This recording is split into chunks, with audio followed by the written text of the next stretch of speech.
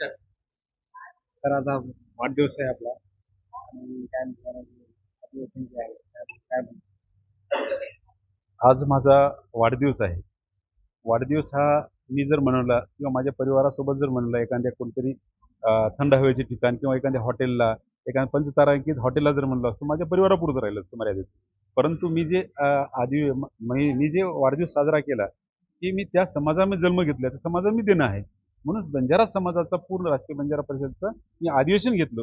समाजाला एकत्रित केल्यानंतर जो मला सुख मिळेल, समाधान मिळेल, ते माझ्या वाढदिवसानिमित्त मी ती शुभेच्छा समजेल समाजाकडून. असं मी यात जे प्रोग्राम घेतलेला आहे महाअधिवेशन बंजारा समाजाचं, ते त्या समाजातून जे अधिवेशन आहे, अधिवेशनच्या माध्यमातून युवकांची बेरोजगारी, त्यानंतर धर्मांतर रोखणे, त्यानंतर लव्ह जिहादसारखे प्रकरण आणि बंजारा समाजाचं जे आरक्षण आहे त्या विषयावर सुद्धा इथं मंथन झालेलं आहे आणि यातून नक्कीच मार्ग निघेल असं भविष्यात असं मला वाटतं.